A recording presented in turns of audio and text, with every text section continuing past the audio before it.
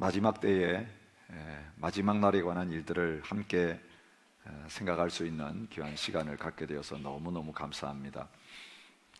특별히 오늘 같은 수요일은 이 종말을 생각하기에 가장 좋은 시간이라고 생각합니다. 지난 3일 동안 노아의 홍수를 연상시키는 폭우가 쏟아졌는데요. 하나님께서 역사 가운데 그 마지막 셔터를 내리시는 그 끝날이 있기 전에 그 마지막 날이 어떤 모습으로 찾아올 것이라고 하는 것을 미리 보여주신 사건들이 있습니다. 예수님께서도 마지막 때에 관한 것들을 말씀하시면서 구약시대에 있었던 역사적인 사건을 인용하시면서 그렇게 될 것이라고 말씀하신 것을 보게 됩니다. 그 첫 번째 사건이 노아 홍수 사건입니다. 홍수가 일어나기 전까지 사람들이 먹고 마시고 시집가고 장가가고 노아가 예언하는 그 말씀을 받아들이지 않고 무시했습니다. 비웃었습니다. 여러분, 산 위에 올라가 가지고 배를 짓는 것이 말이 됩니까?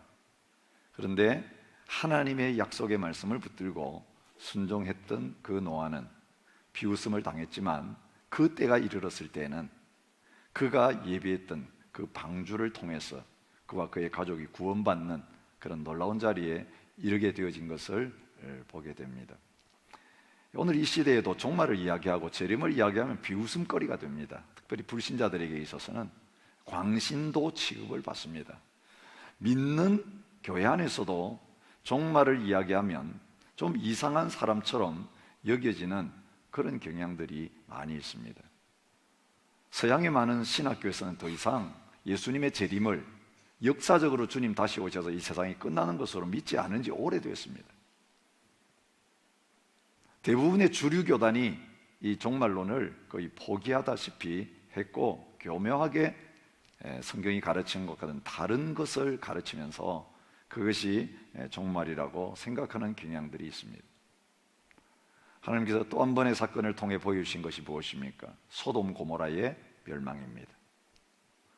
하늘에서부터 불이 내려서 그 소돔 고모라를 태웠고 지금도 그 사해 바다의 근처에는 그 소돔 고모라의 파멸의 흔적이 그대로 남아있는 것을 보게 됩니다. 여러분, 신약 시대에 오면서 예수님께서 마지막 날을 예언하시는 가운데 그 마지막 때가 이렇게 될 것이라고 하는 것을 역사적인 한 사건을 예언하시면서 말씀하셨는데 예루살렘 성전의 멸망입니다. 그때 예수님 당시만 해도 유대인들이 기대했던 것은 예루살렘 성전이 온 세계 중심이 되고 하나님의 나라가 유대인 중심으로 세워지는 그것을 꿈꾸고 있었습니다. 그리고 그것을 이루어줄 메시아로 예수님을 바라보는 그런 가운데 예루살렘 성전을 자랑했습니다. 그때 주님께서 그 마지막 죽음을 앞에 두고 돌 위에 돌 하나 남지 아니하고 이 성전이 무너지게 될 것이고 하나님의 백성들은 나라를 잃어버리고 뿔뿔이 다 흩어지게 될 그 조금 이후의 사건을 예언하셨습니다. 언제 이런 일이 나겠습니까? 물었을 때에 주님은 이 예루살렘 성전의 파괴와 동시에 마지막 때에 주님이 재림하심으로 말미암아 이루어질 그 일을 함께 말씀하시면서 종말에 관한 징조들에 대해서 말씀하고 계시는 것을 보게 됩니다. 그 일이 일어나기 전까지만 해도 이 예언의 말씀이 그대로 될 것이라고 기대하는 사람들이 많지 않았습니다. 그러나 많은 사람들이 주님의 말씀을 무시하고 비웃는 가운데 그러나 진리의 말씀을 기억하고 기다리고 준비했던 자들은 그 때가 임했을 때에 구원의 영광스러운 자리에 이르게 된 것입니다. 모든 사람들이 물에 수장될 그때에 노아와 그의 가족은 그 방주 안에서 구원받는 자리에 이르게 되었습니다. 소돔 고모라가 망할 때 롯과 그의 두 딸은 그 망하는 성에서 도망 나와서 구원받는 그 자리에 있게 되었습니다. 마지막 때를 이야기하면서 주님 말씀하십니다. 이 세상은 소돔 고모라와 같이 장차 망할 성이다. 처음 우주의 심판은 물로 심판했지만 오늘 본문에도 나와 있는 것처럼 이제 마지막 그 심판은 불로 심판하게 되어질 것인데 노아의 때에도 예비된 사람들이 구원받는 자리에 선 것처럼 오늘 이 마지막 종말의 때, 주님이 다시 오시는 그 재림의 때, 우주적인 종말의 때에도 준비된 자들, 하나님께서 예비하신 자들은 단 한 명도 잃어버리지 아니하고 다 구원받는 그 자리에 이르게 될 것을 말씀하고 계십니다. 여러분, 하나님의 교회가 그 모진 박해 속에서도, 그 모진 핍박 속에서도 살아남을 수 있었던 이유가 어디에 있습니까? 지난주에도 우리는 30명의 이집트 크리스찬들이 IS에 의해서 비참하게 살해당하고 목숨을 잃는 그 동영상이 온 세계에 유포되는 것을 보았습니다.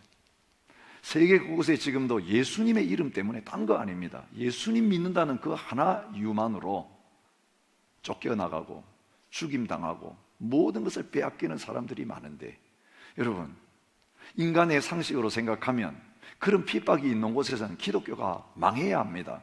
교회가 문 닫고 그리스도인들이 다 사라져야 합니다. 근데 놀랍게도 가장 평안한, 종교의 자유가 보장되고 모든 것이 갖추어지고 핍박도 없는 서양 세계 안에 교회가 문을 닫고 있습니다. 핍박할 필요도 없이 스스로 문을 닫고 망하는 그 자리로 미끄러져 내려가고 있습니다. 그런데 그 고난과 혼란이 있는 그 땅의 교회는 펄펄 살아 있습니다.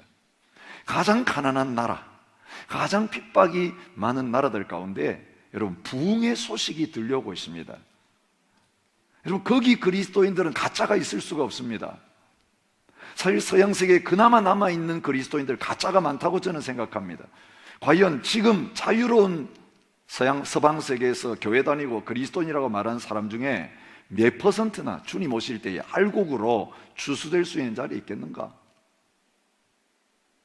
진정한 그리스도를 향한 믿음이 있는가? 그건 주님이 아신다고 할 사람이 얼마나 되는가를 생각해 보면 퀘스천 마크가 붙습니다. 그래서 주님은 마지막 때에 알곡과 가라지를 가르시기 위해서 환란의 바람을 일으키셔서 가라지는 날아가 버리고 알곡은 남게 하신다고 했는데, 여러분, 그 마지막 때의 환란 오기 전에 이미 주님은 이 세계 곳곳에서 그 환란의 바람을 일으키고 계십니다. 그것이 핍박받는 나라입니다. 종교의 자유가 없는 나라입니다. 예수 믿고 개종의 땅 그 하나만으로 목숨이 위협받고 있는 그 땅입니다. 그렇게 목숨 내놓고 예수 믿고 죽어가는 그리스도인들 가운데 가짜가 있을 수가 없습니다. 목숨 걸지 않으면 주를 입으로 시인하는 것이 불가능합니다. 누군지 예수 그리스도를 입으로 시인하면, 마음으로 믿으면 구원받는다고 했는데, 로마서에 기록된 그 말씀은 황제 앞에 끌려가서 황제가 주냐 예수가 주냐 선택하라고 하는 요청을 받았을 때 입으로 시인하기를 나는 예수님이 나의 왕이시라고, 나의 주님이시라고 고백합니다라고 고백함으로 말미암아 산채로 불태워지는 화형 제물이 되거나 원형 경기장에 끌려가서 사자의 밥이 되는 그런 자리를 기꺼이 선택하는 신앙의 고백을 의미한 것입니다. 그러면서 주님 앞에서 오늘 이 환란의 시대에, 또 이제 저와 여러분들 앞에 다가올 이 환란의 시대에 저희들이 주님 앞에서 진정한 믿음의 사람으로 인정받고 검증되어지고, 그래서 모두가 다 한 사람 빠짐없이 구원의 자리에 이르는 그런 복을 함께 누릴 수 있기를 축복합니다. 우이감리교회 김진홍이라고 하는 목사님이 이런 글을 남긴 것을 보았습니다. 초대교회 성도들에게는 심장과 같이 없으면 그리스도인으로 살아남을 수 없었던 주님의 재림이라고 하는 교리가 오늘날 우리에게는 있으나 마나한, 없어도 아무 상관없는 맹장과 같은 교리가 되고 말았다. 그렇게 기록한 것을 보았습니다. 왜 오늘날의 교회가 사도행전 교회와 같은 능력을 잃어버리고 있는가? 그들의 인사말에서 그 해답을 찾아볼 수 있다고 이야기했습니다. 초대교회 성도들은 만날 때마다 마라나타, 예수님 오십시오, 아멘 주 예수여 오시옵소서. 주님의 재림을 기대하면서 언제 오실지 모르는 그 주님 날 맞이할 준비를 하면서 내 혼자만 준비한 게 아니라 마라나타 인사하면서 요즘 말로 하면 주님 오실 때에 함께 구원받는 자리에 섭시다. 주님 오실 때 하나님의 나라에서 함께 만납시다. 그런 인사를 나누었는데 오늘 우리의 인사말은 성도들이 만나가지고 대화하고 안부를 묻는 내용은 온통 세상적인 것밖에 없어요. 요즘 몸이 좀 어떠십니까? 자식은 어떻습니까? 사업은 잘 되십니까? 고기는 몇 마리나 잡으셨습니까? 요즘 골프 실력은 좀 늘어났습니까? 여러분, 오늘 우리의 관심이 하늘에 있는 게 아니라 다시 오실 주님에게 있는 게 아니라 온통 조금 있으면 주님이 망한다라고 하는 이 땅의 것들을 어떻게 하든지 더 많이 쌓고 더 많이 누리고 더 오래 살면서 이 세상적에서 세상적인 왕국을 튼튼하게 세우는 여기에 놓여 있다는 거예요. 이게 세상 사람들의 인사말이 아니라 그리스도인들의 인사말이 되어 있고 그리스도인들의 교제 가운데서 가장 관심을 가지고 서로 주고받는 내용이라고 하는 것입니다. 여러분, 오늘 또 고난받는 하나님의 백성들에게 있어서 하나님 가장 큰 위로의 말은 다른 게 아닙니다. 그 모든 고난이 끝날 날이 오는데 내가 다시 와서 오늘 어제 시편 말씀에서 분명히 말씀했던 것처럼 그 모든 악인들을 영원한 형벌의 자리에 멸망의 자리에 심판할 그때가 오는데 그들에게는 공의의 심판날이지만 그 핍박 속에서 악인들로부터 모함을 당하고 참소를 당하며 경건한 믿음의 삶을 살던 하나님만 바라보고 살아가던 저희들에게는 그날이 바로 구원의 날이 되고 자유의 날이 되어지고 상급받는 날이 되어지는 그런 역사들이 있게 될 것을 말씀해 주셨습니다. 환난 조금 있으면 지나고 다 잘 될 거야, 그게 아닙니다. 여러분, 이 세상에서 오늘 우리가 뭔가 주님의 은혜 받아가지고 오래오래 평안하게 잘 살았더라, 그게 아닙니다. 오히려 성경은 정반대로 이야기합니다. 평안하다, 평안하다. 오늘 우리 자신들이 평안 가운데 도취되어져서 주님의 다시 오심을 깨닫지 못하고 잠시 후면 다 불살라 없어질 것인데, 잠시 후면 그것들이 다 사라지게 될 것인데, 조금 있으면 사라질 그것들의 영원한 소망과 가치를 두고 살아가는 그런 삶이야말로 다시 오실 주님을 기다리는 믿음의 가장 큰 방해물이고 적이 되어질 수 있다고 말합니다. 여러분, 한편에서 재림에 대한 여러 가지 거짓된 가르침을 가르치면서 우리를 위협합니다. 제가 고등학교, 중고등부 시절에 읽었던 책 한 권이 기억이 납니다. 지금도 그 책이 그렇게 읽혀지고 있는지 모르겠지만 휴거라고 하는 책이었습니다. 혹시 읽어본 분 계십니까? 요즘은 뭐 다 영화로 만들어지니까 책은 안 읽는 시대가 됐는데요, 비슷한 영화들이 얼마나 많이 유튜브에 돌아다니고 있는지 모르겠어요. 저는 그 책을 읽으면서 굉장히 두려웠습니다. 여러분, 어느 날 갑자기 아침에 일어나 보니까 아는 사람이 없어진 것입니다. 사라져버렸어. 자기 혼자만 남았어. 찾아보니까 우리 집에서만 사라진 게 아니라 다른 데서 사라지고 없는데, 이제 그것이 바로 이제 7년 대환란의 시작의 모습입니다. 그 환란 날이 오기 전에 하나님 앞에 신앙생활 잘한 사람들은 그 환란을 겪지 않도록 하나님이 다 하늘로 데려가시고, 어정쩡하게 신앙생활 하던 사람은 그 7년 동안 죽을 고생을 하고 환난을 겪고, 그리고 그 환난을 다 겪은 다음에 이제 주님이 재림하셔가지고 이제 다시 그 안에서 구원받은 사람들을 하늘로 휴거시킨다는 그런 아주 무시무시한 내용이 거기에 담겨 있었습니다. 그러면서 오늘 우리는 그런 재림에 관한 이야기들을 들으면 겁부터 덜컥 나는 거예요. 재림에 대한 가르침이 우리에게 위로를 주고 소망을 주고 자유를 주는 게 아니라, 재림에 대한 가르침이 사람을 겁주고 위협하고 두렵게 만드는 교리로 변질되어 있습니다. 여러분, 오늘 재림 이야기하고 여러 가지 징조 이야기하는 그런 책들이나 여러분 그런 메시지들이나 또 그런 동영상들이나 대부분 가장 중요한 정서가 뭐냐를 보면 두렵게 만드는 겁니다. 겁주어 가지고 믿게 만드는 거예요. 두렵게 만들어 가지고 정신 차리게 하는 것이에요. 그래서 바른 신앙생활을 잘하고 그리스도 안에 있는 사람도 그런 재림에 관한 가르침과 그런 소식을 들으면 소망이 생기고 확신이 생기고 용기가 생기는 게 아니라 아이고 나도 구원 못 받고 저렇게 되면 어떡하나, 두려움에 빠지는 이상한 일들이 일어나고 있습니다. 그리고 그 두렵게 하는 이유가 바로 지옥에 관한 고통, 그리고 구원 못 받는 자리에서 얼마나 큰 환난을 받게 될 것인가, 고난받는 이것 하면서 잘 믿으면 고난 안 받는다, 잘 믿으면 환난 안 받고 평안하게 살게 된다, 그렇게 가르치는 것입니다. 여러분, 그 거짓말입니다. 주님은 마지막 때 평안하다가 우리의 적이라고 말씀하십니다. 세상적으로 너무너무 평안하고 잘 되어서 우리의 마음이 다시 오실 주님에게 있지 아니하고 내가 쌓아놓은 이 땅의 쾌락과 즐거움과 부에 있을 때에 그것이 우리로 하여금 하늘나라의 백성이 되지 아니하고 땅의 백성 되게 만드는 것이라고 말합니다.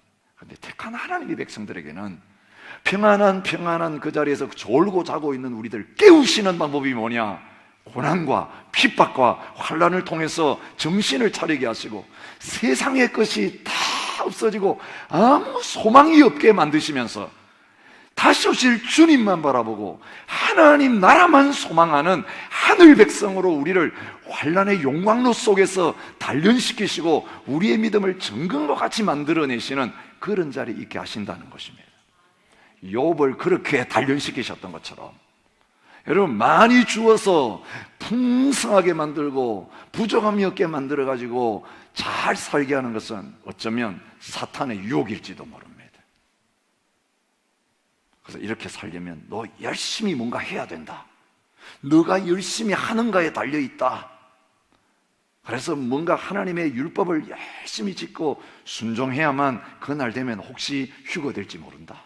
그러나 그렇게 안 살면 너는 대환란을 통과하면서 죽을 고생하게 될 거니까 그런 죽을 고생 안 하려면 지금 정신 차리고 바르게 살아라, 뭐 이런 메시지를 주는 거예요. 거기 믿으라고 하는 복음은 하나도 들어가 있지 않아요. 여러분, 이 휴거에 관한 교리, 대환란 마지막에 관한 교리들을요 이단들이 얼마나 강조하는지 몰라요. 그런데 전부 다 그 하라고 하는 내용만 다르지 똑같은 메시지가 있습니다. 여러분, 안식교에서는 뭐를 주장합니까? 마지막 날에 구원받으려고 하면 주일 지키는 이 자리에 떠나서 토요일을 안식일로 지켜야 된다.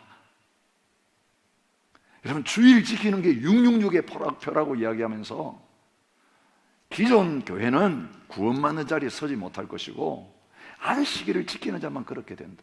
이 안식교에서 비슷하게 나온 안상홍 증인의 하나님의 교회부터 많은 그런 교회들이 자기 나름대로 율법적인 어떤 걸 지키는 그것이 구원의 표라고 생각하면서 그것을 행하는 자만 구원받게 되어진다고 말하면서 인간의 행위를 얼마나 강조하고 있는지 몰라요. 모든 이단들의 공통점입니다. 거기에 예수 그리스도의 십자가의 복음의 능력과 하나님의 은혜와 하나님의 실패하지 않는 사랑에 대한 진정한 메시지가 들어있지 않습니다. 그래서 구원의 소망 바라보고 주님 안에서 다시 오실 그 주님을 고난 가운데서도 인내하면서 기다리는 성도들에게 위로와 기쁨의 메시지가 되지 못하는 것입니다. 오늘 저와 여러분들에게서 내가 속히 오리라고 신약 성경을 마감하면서 약속하신 주님의 메시지가 아멘 주 예수여 오시옵소서, 우리의 가장 큰 소망이 되고 위로가 되고 기쁨이 되는 메시지가 될 수 있기를 바랍니다.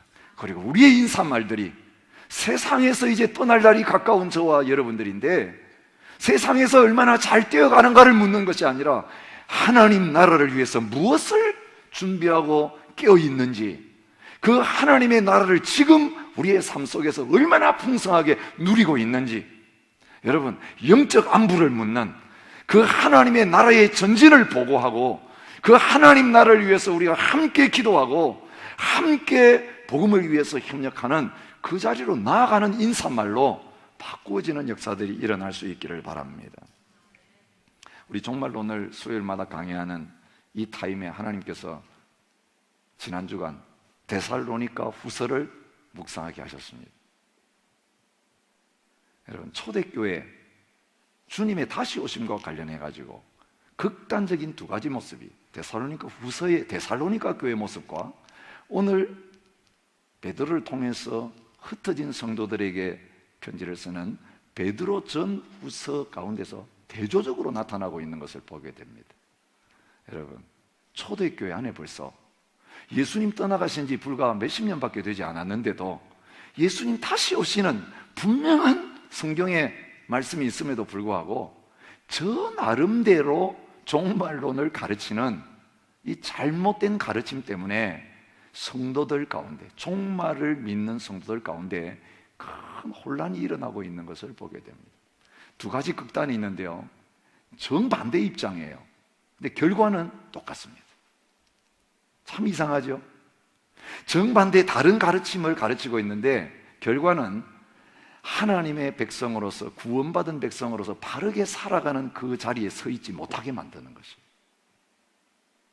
다 세상적인, 율법적인 자리로 가게 만드는 거예요. 육신적인 뭔가를 가지고 살아가려고 하는 그런 존재로 만들어버리는 그런 결과를 가져왔습니다. 잠시 한번 지난주에 묵상했던 데살로니가 교회 문제들을 생각해 보죠.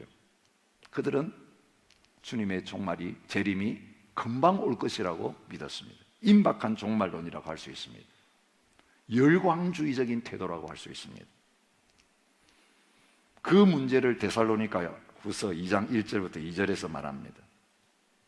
형제들아, 우리가 너희에게 구하는 것은 우리 주 예수 그리스도의 강림하심과 우리가 그 앞에 모임에 관하여 영으로나 또는 말로나 또는 우리에게서 받았다는 편지로나 주의 날이 이르렀다고 해서 쉽게 마음이 흔들리거나 두려워하거나 하지 말아야 한다는 것이라.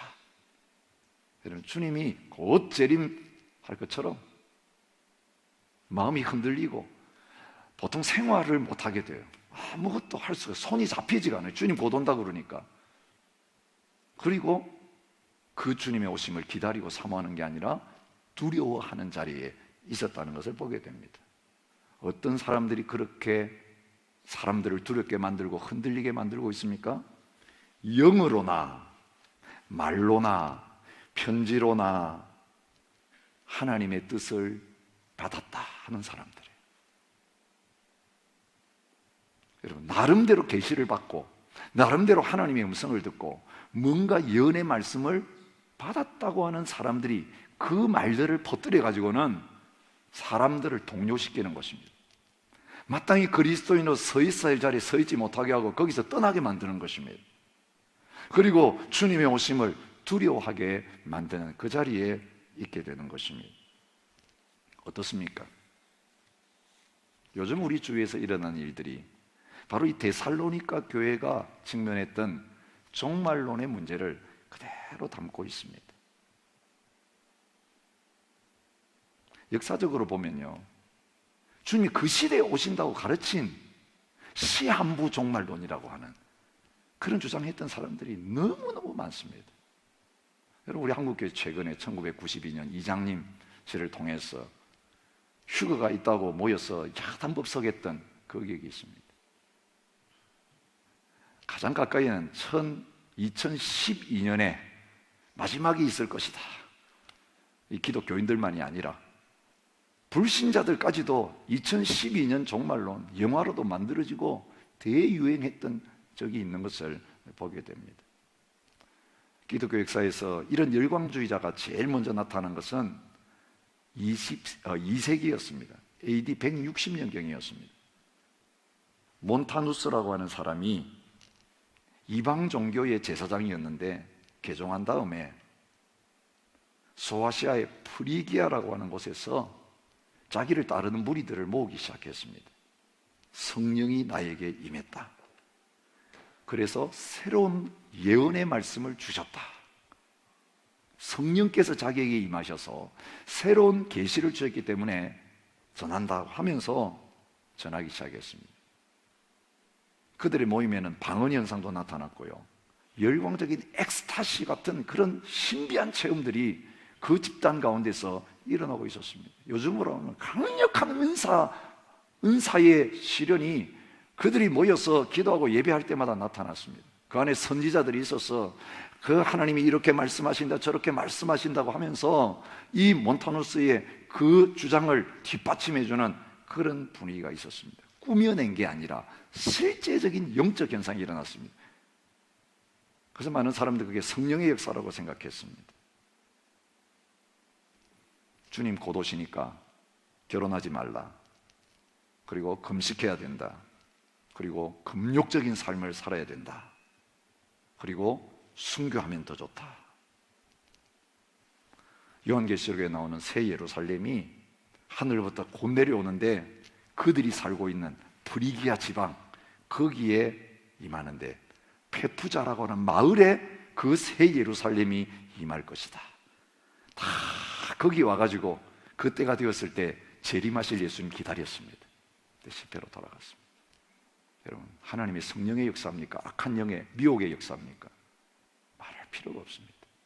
어떤 사람이 영을 받았다고 말하고 예언하는데 그것이 이루어지지 않는 것은 하나님의 성령께서 하실 리가 없습니다. 여러분, 마지막 때에 악한 영도 얼마나 많은 표적과 기사를 나타낼 수 있는지 오늘 우리가 데살로니가 후서를 묵상하면서 이미 보았습니다. 역사 속에서 이런 천년왕국이 우리 시대에 임한다라고 하면서 주장하고 사람들을 모은 사람들은 한둘이가 아닙니다. 지금 우리 주에서 가장 영향을 미치고 있는 이단 중에 하나인 제7일 안식일 예수 재림교, 안식교라고 우리가 보통 이야기하죠. 안식교인들은 안식교란 말을 싫어합니다. 안식교보다 안식일교라고 하는 걸 더 좋아합니다. 1844년 10월 22일에 예수님이 재림한다라고 하는 밀러의 시한부 종말론에서 그 안식교가 시작이 되었습니다. 여호와의 증인 만들었던 찰스 러셀은 안식교에서 감동을 받았어요. 그런데 안식교의 주장과는 또 다르게 시한부 종말론을 주장했습니다. 1914년에 주님이 재림하신다 가르쳤습니다. 그날 안 왔습니다. 그때 새로운 교리를 만들어냈습니다. 주님이 공중에 오셨다, 영적으로 재림하셨고 나중에 또 진짜 육신적으로 재림하는 건 따로 있다, 그렇게 가르쳤습니다. 여러분, 한국교회에서 지금 가장 강력하게 활동하고 있는 이단 둘이 있다면 신천지와 하나님의 교회입니다. 지금 이 시드니 안에도 극성적으로 열성적으로 전도하고 있습니다. 대부분 그리스도인들을 빼가면서 전도하는데 그 그리스도인들을 그들 따르게 만드는 가장 핵심적인 교리 중에 하나가 요한계시록에 관한 자기들의 깨달음, 새로운 깨달음이 있다는 거예요. 이만희를 통해 주어진 새로운 깨달음. 그런데 그 내용 보면요, 새로운 깨달음이 아니라 그 이전에 일어났던 우리 한국교회 이단들이 계속 반복해서 가르쳤던 것이고요, 그 유형은 온 세계 곳곳의 시대마다 일어났던 이러한 시한부 종말론자들하고 다를 게 하나도 없습니다. 처음에 이만희는 날짜를 분명히 예언했습니다. 87년 9월에 종말이 온다고 장담했습니다. 그때 안 일어나니까 91년으로 연기했습니다.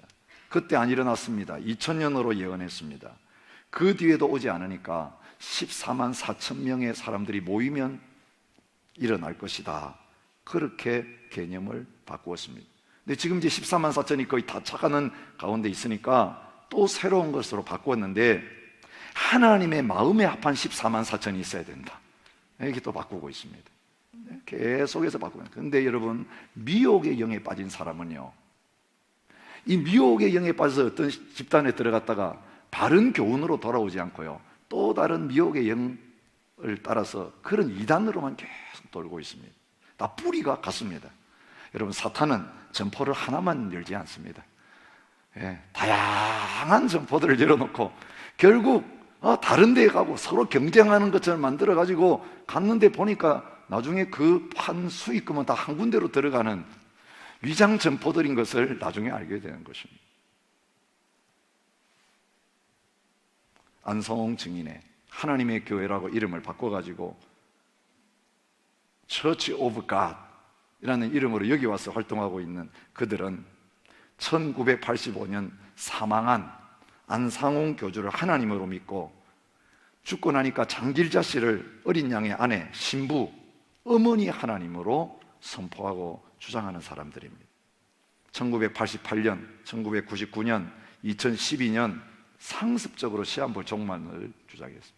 여러분, 종말을 이야기하면 사람들이 두려워서 기존 교회에는 구원이 없다, 우리에게 새로운 깨달음과 계시가 주어졌기 때문에 마지막 때에 감추어졌던 요한계시록과 다니엘서의 비밀을 이분들이 깨달아서 너희에게 증거한다 그러면 성경 묵상도 안 하고 공부도 제대로 안 해가지고 사실 성경도 모르던 사람들이 뭔가 새로운 교리를 가르치면 눈이 번쩍 뜨이고 귀가 번쩍 뜨여가지고 야, 여기에 뭔가 새로운 계시와 진리가 있는가 보다, 그래서 거기에 참여하면서 성경 공부 몇 번 하고는 미혹되어 가서 거기에 빠지는 경우들이 많이 있는 것을 보게 됩니다. 전에 기성교회가 모르던 새로운 진리를 발견했다.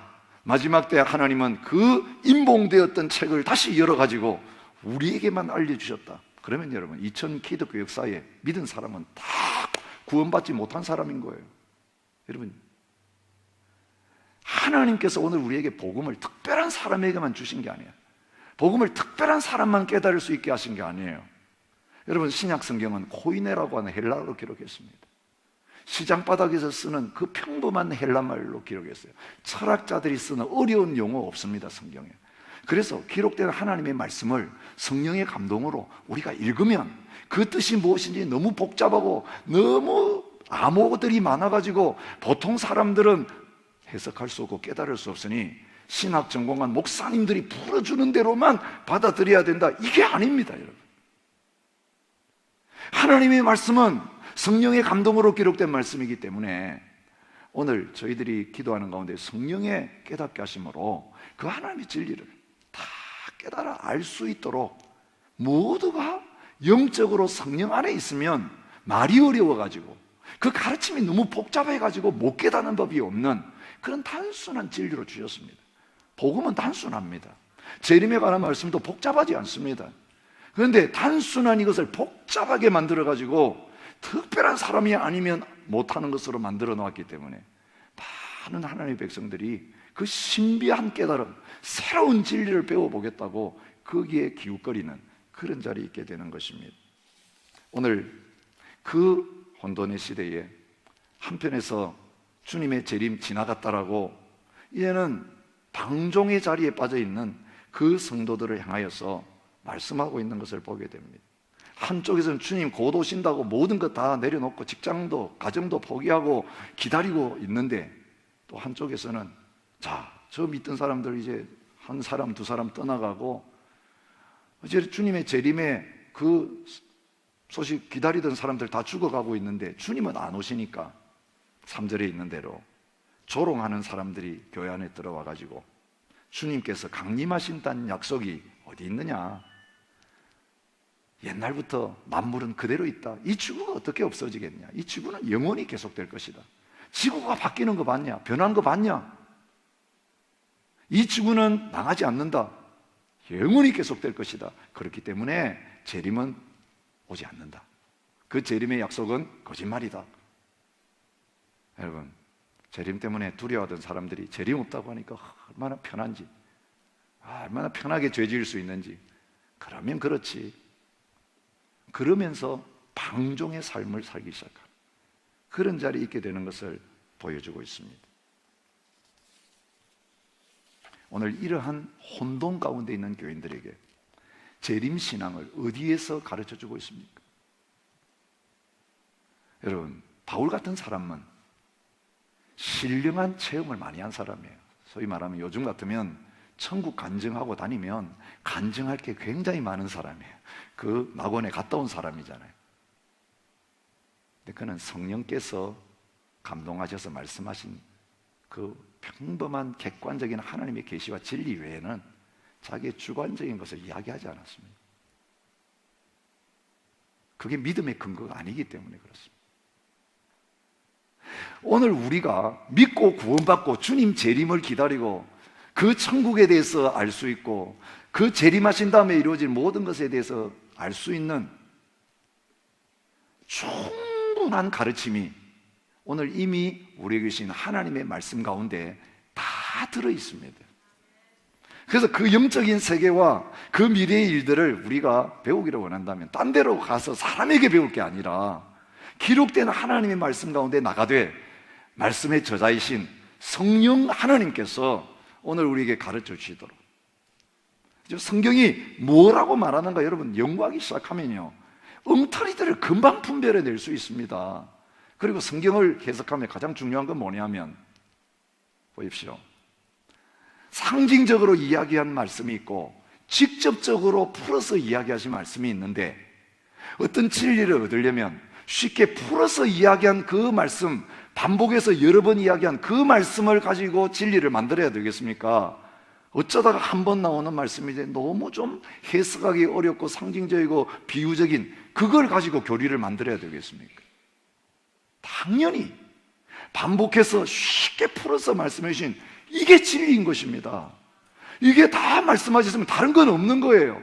근데 이렇게 말씀해 놓았는데 뭔가 이해하기 어려운 어떤 예언적인 표현이 나오니까 이거 말고 다른 게 있겠지 하면서 파기 시작하면서 이 하나님의 객관적인 계시는 다 제쳐놓고 이상한 그것을 가지고 뭔가 사람들이 납득하기 어려운 교리를 만들려고 하는 그런 모습들을 많이 보게 됩니다. 이거 다 위험한 것입니다. 한 곳의 말씀만 가지고 성경을 해석하면 안 됩니다. 성경은 성경이 해석하게 해야 합니다. 구약과 신약 전체를 통틀어서 주님은 같은 성령님을 통해서 같은 내용을 말씀하고 계시기 때문에 하나만 강조해가지고 진리를 만들어내려고 하는 것, 극단적인 잘못된 가르침에 치우치기가 쉬운 것입니다. 그래서 재림에 관한 걸 설명하면서 베드로도 자기 자신의 체험을 이야기하지 않고 자기의 경험을 이야기하지 않고 무엇을 근거로 해서 종말에 관한, 재림에 관한 내용을 가르칩니까? 편지를 2번 썼는데 쓴 이유를 1절에서 이렇게 말하죠. 너희의 진실한 마음을 일깨워 생각나게 하여. 곧 무엇을 생각하게 한다고요? 거룩한 선지자들이 예언한 말씀과 구약의 말씀입니다. 구주께서 너희의 사도들로 말미암아 명하신 것을 기억하게 하노라. 예수님께서 직접 제자들을 통해서 가르치신 주님의 가르치심, 여기에 근거해서 신구약의, 우리가 지금 가지고 있는 신구약의 말씀을 근거로 해서 주님의 다시 오심에 관한 이 교리를 너희에게 가르치려고 한다, 그렇게 말하고 있습니다. 그러면서 구약에 있는 노아의 홍수를 예로 듭니다. 창조의 역사를 이야기합니다. 창조가 어떻게 되어졌느냐? 5절이 말하죠. 하나님의 말씀으로 된 것이다. 말씀대로 되었다라고 한 것을 강조합니다. 물이 넘침으로 망하게 된 것도, 노아의 홍수도 하나님이 말씀하신 대로 되었습니다. 말씀대로 창조하셨고 말씀대로 심판하셨는데, 그 동일한 말씀으로 불사르기 위해서 예비해 놓은 게 있다. 여러분, 말씀대로 주님이 다시 오셨고 말씀대로 죽으셨고 말씀대로 부활하셨고 말씀대로 승천하셨다면 그 말씀하신 그대로 이루어지는 것이 당연하다. 그래서 말씀을 통해서, 성경 말씀이 약속하고 있는가 그걸 통해서 믿으려고 하고, 말씀이 그렇다고 하면 그것은 반드시 된다고 믿고 받아들여야 된다는 것을 강조하고 있는 것입니다. 베드로후서 1장 19절에도 이렇게 말씀합니다. 우리에게는 더 확실한 예언이 있어서 이 구약의 예언의 말씀이 어두운 데를 비추는 등불과 같은데 날이 새어서 샛별이 너희 마음에 떠오르기까지 너희가 이것을 주의해야 된다는 거예요. 주님 다시 오시는 건 그 약속의 말씀이 완전히 이루어지는 거예요. 아직까지 어두움 속에 우리가 있어요. 그런데 이 어두움 가운데 있을 때에 빛이 오기 전에 무엇으로 살아야 되는가? 등불과 같은 말씀을 가지고 비추며 살아야 된다는 거예요. 우리 자신을 비칠 때도 말씀에 비춰봐요. 말씀의 거울에 비춰봐야 돼요. 다른 사람을 비춰볼 때도 하나님의 말씀의 기준으로 비춰봐야 돼요. 하나님의 교회를 진단할 때도 하나님의 말씀의 기준으로 진단해야 돼요. 세상을 진단할 때도 하나님의 말씀의 기준으로 진단하면 틀림이 없습니다. 말씀은 우리 생각에 따라 늘어났다 줄었다 하는 잣대가 아니에요. 정경, 카논이라는 것은 모든 것을 재는 잣대라는 거예요. 잣대가 늘어났다 줄었다면 잣대가 될 수 없지요. 하나님 말씀은 어제나 오늘이나 동일하십니다. 그래서 누구에게나 같은 기준입니다. 어떤 시대에나 같은 기준입니다. 그래서 이 하나님의 말씀의 기준 앞에 우리의 믿음, 이 하나님의 말씀을 근거로 해서 우리의 믿음을 세우게 될 때에 누가 무엇을 보았다, 무엇을 경험했다, 어떻게 가르쳤는지 관계없이 우리는 우리가 받은 그 말씀대로 가르치고 말하는가, 그 성경의 기준으로 되면 참된 것과 거짓된 것을 바르게 분별해내는 자리에 서게 되는 것입니다. 이게 영적 분별력입니다. 하나님의 말씀을 모르고 무슨 영적 분별력이 생깁니까? 주관적인 착각에 빠질 수밖에 없는 것입니다. 재림, 성경이 뭐라고 이야기합니까? 주님이 직접 이 땅에 오셔서 가르친 교리라고 이야기합니다.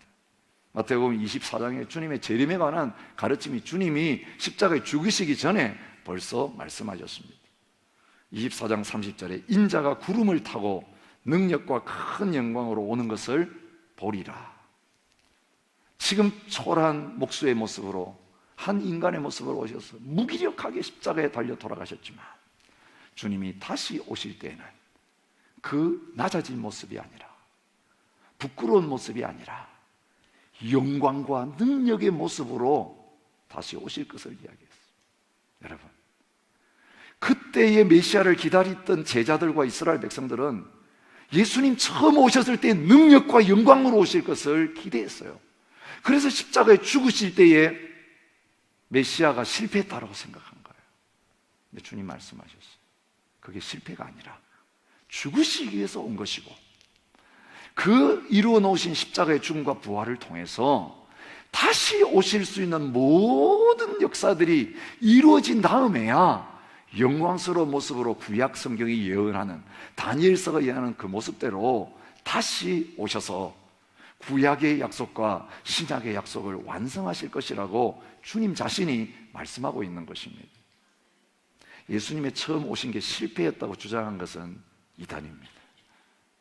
예수님 능력 부족해가지고 돌아가셔서 구원의 역사를 못 이루셨기 때문에 예수님 실패했고 두 번째 메시아가 와야 된다, 아닙니다. 처음 오신 그분이 다시 오셔서 그분이 시작해 놓으신 것을 완성하는 자리에 있게 될 것입니다. 그래서 예수님은 알파가 되실 뿐만 아니라 오메가가 되시는 분이시라고 말합니다.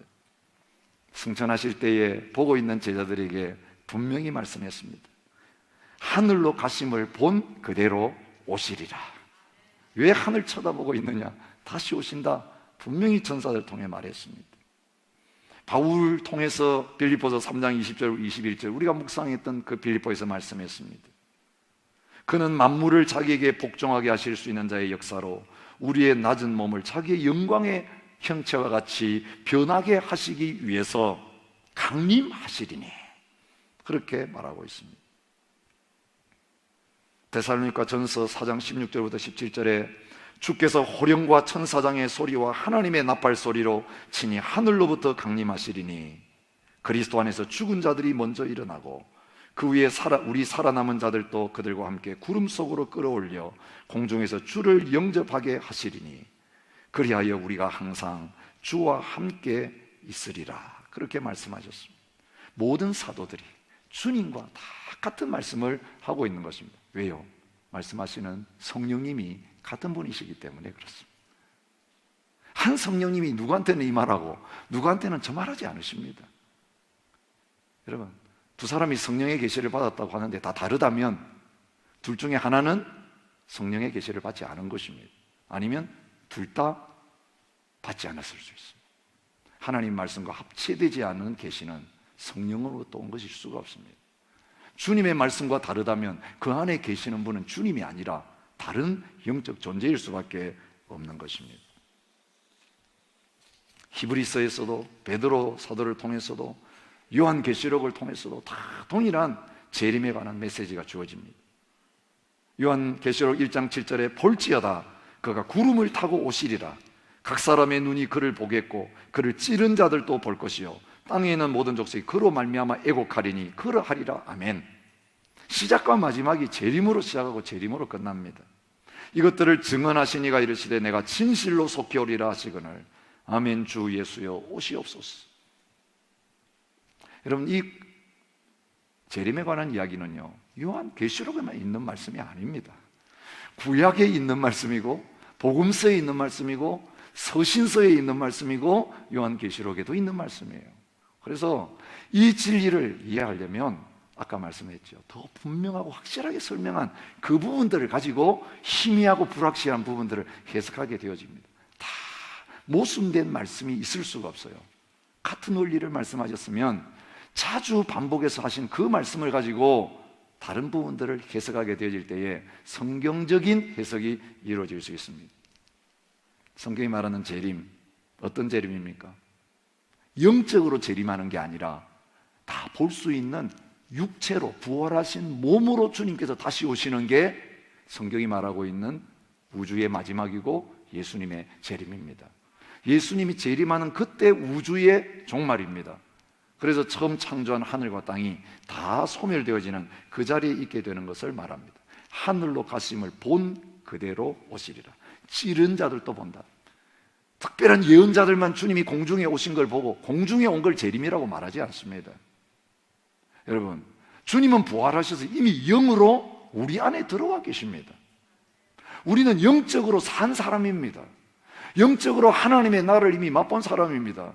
그러니 영적으로 하나님의 나라가 이미 우리는 임했는데 무슨 공중에 주님이 와가지고 기다리는 이런 일이 있을 수 있겠어요? 그거 거짓입니다. 성경이 말하고 있지 않은 거짓말입니다. 처음 오실 때도 육체적으로 오셨고 두 번째 오실 때도 부활하신 육체를 가지고 주님께서 오실 것입니다. 그때에 육체로 오시기 때문에 다 보게 될 것입니다. 어떤 분은 주님 재림 기다리면서 예배당 마당에다가 마차를 대령해 놓고 재림 신화를 가졌다고 그래요. 독일 참 경건한 목사님이신데 주님 재림이 오면 바로 마차 타고 가시려고. 여러분, 어디에 가시겠어요? 주님은 순식간에 모든 사람들이 다 볼 수 있게 오셔요. 빛이 동쪽에서 비치면 서쪽까지 다 퍼지는 것처럼. 그죠? 주님의 재림은 어느 곳에 있든지 어떤 사람이든지 믿는 자들만 영안을 열려서 보는 게 아니라 찌른 자들도 볼 것이요, 그 날은 한순간에 지구의 동쪽에 있는지 서쪽에 있는지 뒤편에 있는지 관계없이 동시적으로 다 보게 되어지는 그런 사건으로 오는 겁니다. 뉴질랜드부터 오기 시작해가지고 차례로 오시는 게 아닙니다. 뭐 요즘 중계하면 다 보잖아요. 중계할 필요도 없습니다. 영적으로 동시에 모든 하나님의 백성들, 주님 한 분이시지만 우리 모두 가운데 임재해 계신 것처럼 한 주님께서 모든 장소에서 같은 시간에 재림하심으로 말미암아 모두가 그 순간에 주님의 재림을 보게 되는 모습으로 오신다고 말했습니다. 그리고 중요한 것은 한 번 재림하시지 두 번 재림 없습니다. 공중 재림이 있고 그 다음에 진짜 재림이 있고 처음 재림에 했는데 그 안에 또 다시 두 번째 재림하고 재림을 두 번 한다고 가르치는 진리는 성경적인 진리가 아닙니다. 휴거에 관한 말씀으로 인용한 게 데살로니가 전서 4장 말씀인데요, 거기에 주님 재림하실 때에 살아있는 자와 죽은 자들이 다 일어나서 주님 앞에 들림 받는다고 말하고 있지, 그것이 또 7년 환란이 시작되고 그런 가르침 가운데 있는 거 아니에요. 그런데 잘못된 가르침을 가지는 사람들은 이 말씀 저 말씀을 짜집게 해가지고 뜯어 맞춰가지고 자기 교리를 만들어내는 것입니다. 그 가르침의 책을 보면 다 성경을 인용해 놨어요. 그런데 그 문맥 속에서 다 빼가지고 자기들 교리를 맞추기 위해서 집어넣은 것입니다. 주님은 2번 재림하신다고 약속하신 적이 없습니다. 모든 복음서와 모든 서신서, 모든 요한계시록의 말씀에 주님의 재림은 한 번입니다. 2번 가르치는 것은 성경적인 가르침이 아닌 것을 여러분 기억하시기 바랍니다. 특별히 나중에 제가 천년설과 관련해서 잠시 보여드릴 건데요, 세대주의적인 전천년설을 주장하는 사람은 이중재림을 주장합니다. 소위 휴거에 대해서 자꾸 이야기하는 사람들이 다 이런 부류의 사람입니다. 불행하게도 한국교회에 처음 들어와서 이 재림신앙을 가르쳤던 선교사님들, 또 유명한 목사님들, 큰 교회를 맡고 계시는 그분의 가르침이 다 세대주의적인 가르침이에요. 그래서 성도들이 재림에 대한 이야기를 하면 다 그게 정설이라고 받아들이고 있는 것입니다. 아니요, 다른 가르침이 아니고 성경적인 가르침이 아닙니다. 재림에 대해서 두려워하는 가운데 있었던 사람들이 그 시대에 이런 시한부 종말론의 영향을 받아가지고 만들어낸 비성경적인 가르침이라고 할 수 있는, 그들은 2번 주님 재림하신다고 말합니다. 그리고 부활도 처음 믿는 자들의 부활이 있고, 나중에 또 환난을 견딘 그때 믿은 사람들의 부활이 또 있고, 그 다음에 불신자들의 부활이 맨 마지막에 있고, 부활도 여러 번 있다고 가르치고 재림도 2번 있다고 가르치는데 성경의 가르침과는 전혀 다른 것입니다. 여러분, 재림의 징조에 대해서 관심을 가지신 분들이 참 많습니다. 재림에 대한 성경의 징조를 보면 이미 예수님 오셨을 때 종말이기 때문에 그때부터 일어나기 시작한 말세의 징조들이 있습니다.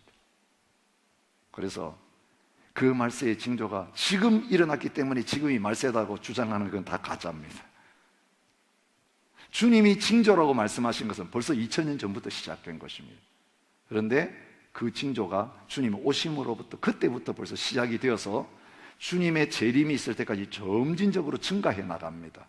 그래서 주님 재림이 임박했을 때는 주님 바로 오시기 전에 일어나야 될 일이 일어나게 됩니다. 그러나 그 주님이 오시기 바로 이전에도 정도는 다르지만 점진적으로 그 똑같은 징조들이 계속해서 시대마다 일어나는 것입니다.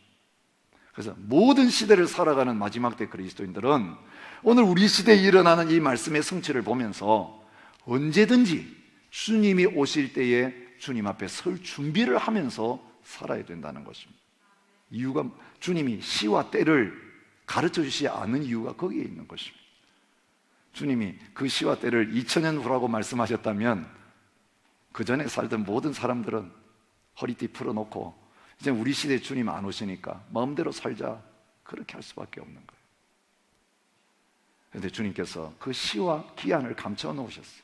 이스라엘 나라를 회복하심이 이때니까 물었을 때 시와 기한은 너희가 알 바 아니고, 여러분, 때에 관한 문제가 언제일 거라고 계산하다가 다 시한부 종말이 나온 거예요. 성경의 말씀에 있는 며칠, 몇 일에 이걸 가지고 그때부터 시작해가지고 계산을 얼마나 잘했는지. 근데 그것 때문에 다 망했습니다. 주님 뭐라고 하셨습니까? 아버지만 아시느니라. 오히려 일부러 감춰놨기 때문에 너희가 알 바가 아니고 우리가 알아야 될 건 뭡니까? 이 마지막 때를 우리가 어떤 자세로 그러면 살아야 될 것인가? 무엇을 해야 될 것인가? 이게 우리가 알아야 될 일이고 우리가 순종해야 될 일이에요.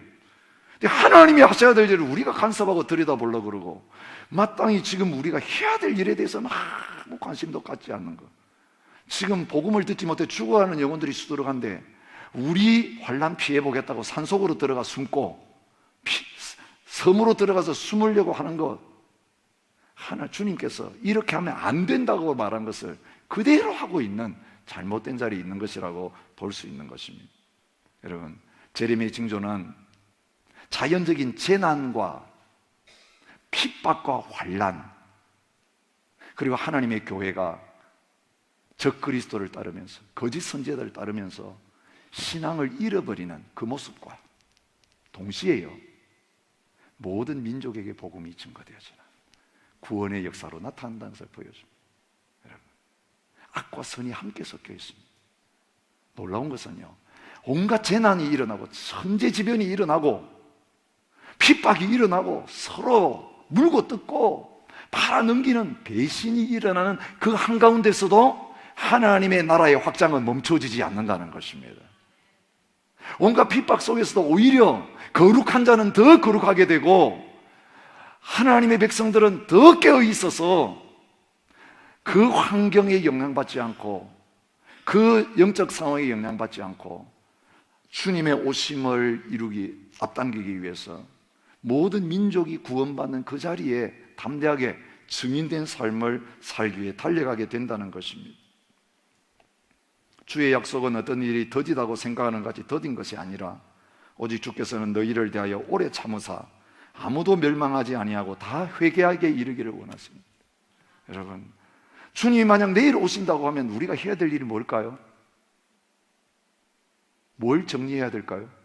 아니에요. 이미 예수님 안에 구원받은 저희들이 정리할 게 뭐가 있습니까? 주님이 다 이루어 놓으셨는데요.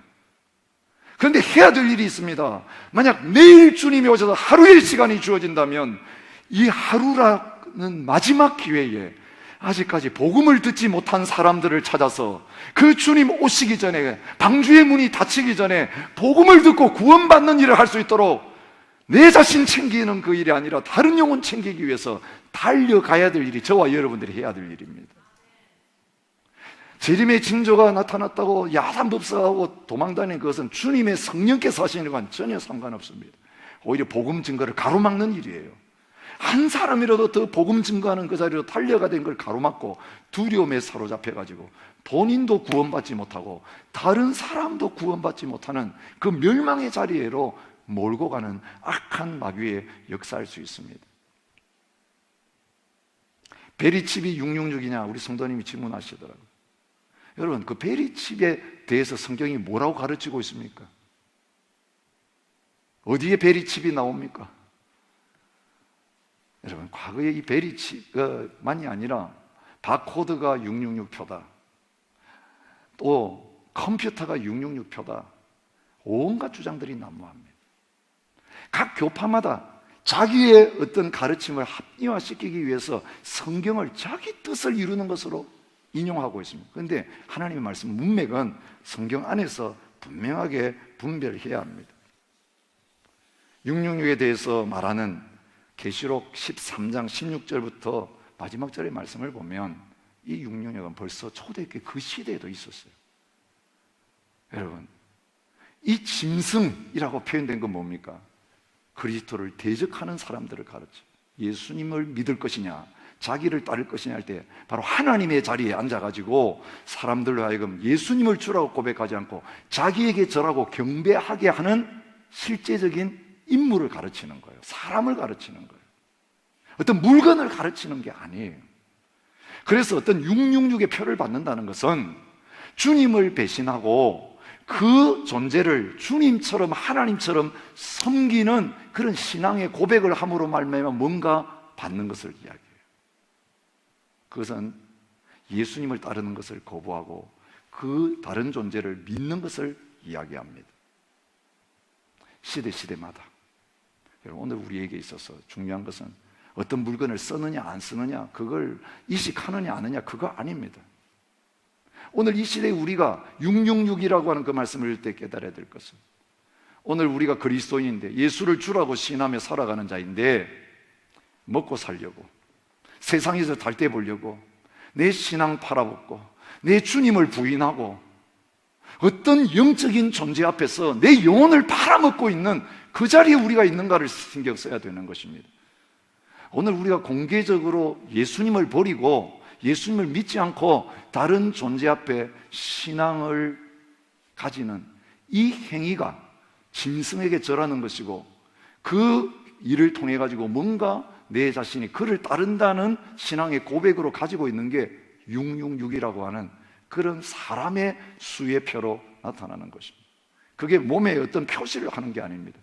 그 말씀 바로 뒤에 14만 4천 명에 대한 말씀이 나오는데요, 성경에 보십시오. 보라, 어린 양이 시온산에 있었고 그와 함께 14만 4천이 서 있는데 그들의 이마에는 어린 양의 이름과 그 아버지의 이름을 쓴 것이 있더라. 여러분, 오늘 우리 이마에 예수님 이름 서 있습니까? 성경이 짐승도 상징적으로 이야기하고 666도 상징적으로 이야기하고 있어요. 이마에나 손에 표를 받는 것도 실제적인 무슨 표를 받는 것이 아닙니다. 이마에 우리가 예수님의 이름을 쓴 것이 실제적으로 문신을 하거나 기록한 그것이 아니듯이 오늘 우리가 우리의 마음을, 우리의 모든 삶을 주님께 온전히 드리고 그분을 주로 인정하는 게 우리의 이마에 예수님의 이름이 쓰여지는 것이에요. 반대로 예수님을 주로 인정하지 아니하고 세상적인 신을 따르고 하나님 대신 다른 것을 하나님으로 섬기는 삶을 살기 위해서 오늘 우리가 어떤 신앙 고백을 하고 그 배신의 자리에 선다면 우리는 이미 주님을 배신하고 세상에 속한 증거라고 하는 거짓된 신앙 고백의 표를 받은 것이라고 할 수 있는 것입니다. 성경이 상징적으로 말하는 것을 문자적으로 해석해가지고 겁을 주는 것, 하나님의 말씀을 바르게 이해하지 못하고 해석하지 못한 거예요. 그게 지금 베리칩이라고 가르치든지 또 조금 지나면 그게 없어지니까 뭐라고 가르치는 상관없습니다. 여러분, 지금 아프리카에서 굶주려 죽어가는 사람에게 베리칩이 무슨 그들의 신앙과 관계 있는 것입니까? 베리칩이 666이라고 주장하는 사람들은 여러분 기억하십시오. 그 백그라운드를 보면 과거에는 교황이 적그리스도였고 마지막 때가 적그리스도고 지금 이 시대의 적그리스도는 미국이라고 하는 주장을 배후에 깔고 있습니다. 그래서 미국 사회에서 일어나고 있는 베리칩 현상에 모든 포커스를 맞추고 있는 겁니다. 그리고 그 배후에는 세계 단일 정부를 구성하는 음모가 펼쳐지고 있다. 여러분 많이 보셨죠? 프리메이슨 이야기하고 알루미나이트 이야기하고 그래서 보이지 않는 가운데 그런 세력들이 움직인다. 사실은 가짜의 근거에서 정확하지 않은 정보의 근거에서 사실을 왜곡하고 있는 것입니다. 대부분 종말론 주장한 책들이 다 그걸 인용하고 있습니다. 그것과 연결되어 가지고 베리칩을 이야기하고 있습니다. 그 배우를 잘 아셔야 합니다. 그리고 전혀 성경의 본문과는 다르게 그것들을 주장하고 있습니다. 그 성경의 말씀이 무엇을 의미하는가? 성경 안에서 바르게 여러분이 묵상하고 연구만 해보면 금방 그것이 거짓된 것임을 분별할 수 있을 것입니다. 그것이 나타날 때마다 이게 바른 거냐 틀린 거냐 물으러 다닐 필요 없습니다. 그들이 진짜 복음 안에 서 있는 사람인가, 하나님의 나라를 복음 안에서 경험하고 있는 사람인가를 보면 알 수 있습니다. 그리고 666표 받는 것은 이마에 그리스도의 표를 받지 않은 세상에 속한 자들에게 주는 표지, 하나님의 주님의 이름이 머리에 써 있는 구원받은 백성들은 그 666표를 받는 자리에 갈 수가 없습니다. 거래하는 그것 때문에 사람들이 어떤 걸 받는다 그러니까 자꾸 바코드 이야기가 나오고 뭐 이렇게 베리칩 이야기가 나오는데요, 거래하는 그 편리 도모하는 문제가 아닌 것입니다. 생사의 문제가 달려있는 것입니다. 지금도 공산주의 하에서는 그 공산주의 당원이 되지 아니하고 무신론을 받아들이지 않는 것 때문에 순교당하고 죽어가는 일이 있습니다. 그들은 바로 그 무신론이 짐승이요, 짐승의 표를 받는 것이라고 할 수 있는 것입니다. 오늘 우리의 시대에는 오늘 우리가 뭔가 중립적인 것을 어떤 걸 하고 안 하고의 문제가 아니고 진짜 우리의 삶 속에 예수님이 주인이신가, 아니면 주님을 주인이라고 시인하면서도 아니면 다른 어떤 것들이 내 삶의 왕노릇하고 있는지, 그래서 주님 오실 때에 나는 너를 알지 못한다라고 하는 그런 말을 듣고 있지는 않지, 입술로는 주님을 시인하나 마음은 내게서만 그 자리에 가게 하는 그것이 무엇인지. 여러분, 가장 오늘 이 시대 그리스도인들에게 유혹, 하나님 대신 섬기게 만드는 것은 만몬일 수 있습니다. 이번 금요일부터 그 재물에 관한 성경적 가르침을 받는 좀 특별한 시간이 있는데 우리가 새겨서 들어봐야 될 부분이에요. 주님 믿는다고 하는데 주님을 믿는 게 아니라 돈을 믿고 있어요. 세상적인 번영과 성공과 잘됨의 신화에 거기 빠져 있어요. 그래서 주님을 이용합니다. 성경도 이용합니다. 하나님의 능력도 이용하고 성령의 은사도 이용해가지고 내 배를 채우고 내 자신 잘 되는 여기에 온통 빠져 있습니다. 여러분, 그것이야말로 오늘 우리가 주님을 순결한 신부가 되어서 정결한 마음으로 섬기는 것을 더럽히는, 우리의 거룩한 옷을 더럽히는 이 세상 마귀에게 속한 심벌이 되어질 수 있는 것입니다. 말씀을 맺도록 하겠습니다. 우리 천년왕국에 대한 가르침은 다음 시간에 좀 더 자세하게 말씀을 드리겠습니다. 많은 사람들이 두려워하는 이유는 환난 때문입니다. 고난 때문입니다. 근데 주님은 예수 잘 믿으면 주님 오시기 전에 당할 고난을 면제시켜 주겠다고 하신 약속을 한 적이 없습니다. 오히려 고난이야말로 복이다, 환난에 참여하는 것이야말로 주님께 속한 증거니까 기뻐하라, 즐거워하라고 말씀하십니다. 너희가 환난을 당하나 담대하라, 내가 세상을 이겼노라고 약속하십니다. 하나님 나라에 들어가려면 많은 환난을 겪어야 된다라고 약속하십니다. 환난과 고난이 올 때 우리는 피해 도망가는 게 아니라 지난주에 홍 목사님 하신 말씀처럼 주여 어디로 가시나이까? 주님이 가시는 그 방향으로 들어가야 합니다. 일제시대 그 핍박을 당하면서도 주님 고대가를 지었던 손영은 목사님 아시죠? 아멘 주 예수의 오시옵소서, 언제 주님 오시렵니까? 구름 한 점만 일어나도 주님 오시냐고 바라봤던 손영은 목사님, 공산당이 쳐들어올 때에 그 성도님들 우리는 병자니까 죽어도 괜찮은데 목사님은 건강하시니까 도망가십시오라고 할 때에 자기의 두 아들만 순교 제물로 드리고 감사했던 게 아니라 도망갈 수 있음에도 불구하고 도망가지 아니하고 자기의 성도들과 함께 고난받기를 즐거워하다가 거기에서 총 맞아 죽는 영광스러운 자리를 택했습니다. 무엇이 영광입니까? 환난을 피하고 살아남는 게 영광입니까? 이 고난 많은 이 땅에 남아서 나는 주님과 함께 죽을 것이라고 하는 게 영광이겠습니까? 사탄은 교묘하게 우리를 두렵게 만들면서 환난을 피하라고 말합니다. 그것은 배교입니다. 주님의 십자가 부활의 복음이 우리에게 있는데 뭐가 우리에게 두렵겠습니까? 이미 죽음의 문제가 해결된 사람이고 죽어야만 하나님의 상급이 우리의 것이 되는데, 여러분 마지막 때 우리에게 죽음의 영광이 주어진다면 하나님 그것은 영광입니다. 감사합니다. 환난당하는 것 가지고 위협하고 도망가게 만드는 이 마귀의 교묘한 속임수에 넘어가지 마시고 우리는 두려울 것이 아무것도 없는 하나님의 백성으로서 환난을 환영하고 통과해야, 고난을 통과하고 십자가를 통과해야 그 위에 부활의 영광, 찬란한 주님의 영광을 우리가 누릴 수 있기 때문에 장차 우리에게 누릴 그 영광은 내가 받는 고난과는 비교할 것조차 없다. 그래서 우리에게 주시는 이 고난의 현장 앞에서 더 성숙해서 연단받아 거룩한 하나님의 백성이 되어질 뿐만 아니라 고난의 현장 속에 들어가서 담대하게 복음 증거하다가 주님의 재림 모든 사람들이 함께 맞을 수 있도록 하는 이 하나님 나라의 완성을 향하여 함께 이 재림 신앙으로 달려갈 수 있는 저와 여러분이 되실 수 있기를 축복합니다. 여러분, 우리의 인사는 마라나타입니다. 우리 교회가 예배를 끝날 때마다 마라나타로 여러분들을 이 세상에 보내는 이유가 여기 있습니다. 그냥 부르는 노래가 아닙니다. 주님 이번 주간도 주님 다시 오시는 일을 위해서 마귀에게 사로잡힌 그 영혼들, 666을 받고 살아가고 세상의 것으로 먹고 살려고 하는 그 영혼들을 향하여 이제는 예수님의 복음을 증거해서 그들을 살리는 한 주간의 삶을 살겠습니다. 한 주간도 주님의 재림을 앞당기는 하나님의 나라를 위해서 환난을 각오하면서 십자가 지고 살아가는 그 자리에 있기를 원합니다. 주님의 오심을 재림을 기다리는 교회와 성도로서의 그런 믿음의 결단을 가지고 주 앞에 설 수 있는 저와 여러분이 될 수 있기를 바랍니다. 함께 찬양하며 나갔으면 좋겠습니다.